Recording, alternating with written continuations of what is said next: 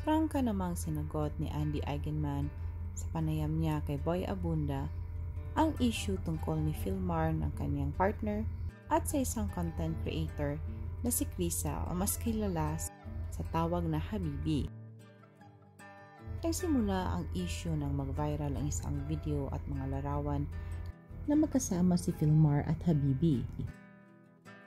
Gumawa pa ng content si Krisa na tila ay nagpapahiwatig na may nangyari sa kanila ni Philmar. Kung bago ka pa sa channel ko ay huwag kalimutang i-like, subscribe, i-share at comment down below.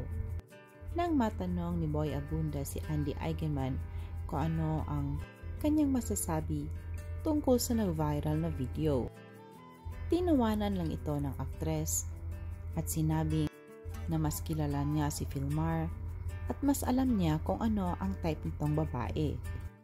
Tila ay pinariringgan ito ni Andy na kahit nag-viral ang video na in-upload mismo ni Habibi na walang mangyayari sa pagitan ni Philmar at ni Krisa dahil alam ni Andy na hindi niya type ito. Bago nagkarelasyon si Andy at Philmar ay isang foreigner din ang ex ng surfer.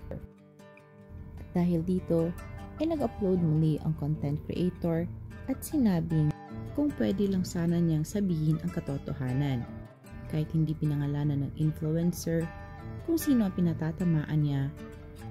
Pero alam ng mga netizens na si Andy ang pinatatamaan nito.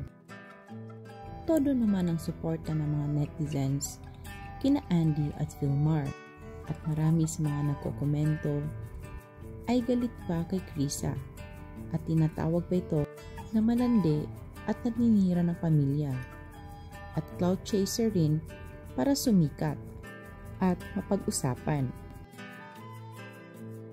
Totoo bang may namagitan kay Philmar at Krisa? Ano sa tingin niyo? I also know what his type is. I also know what his type is.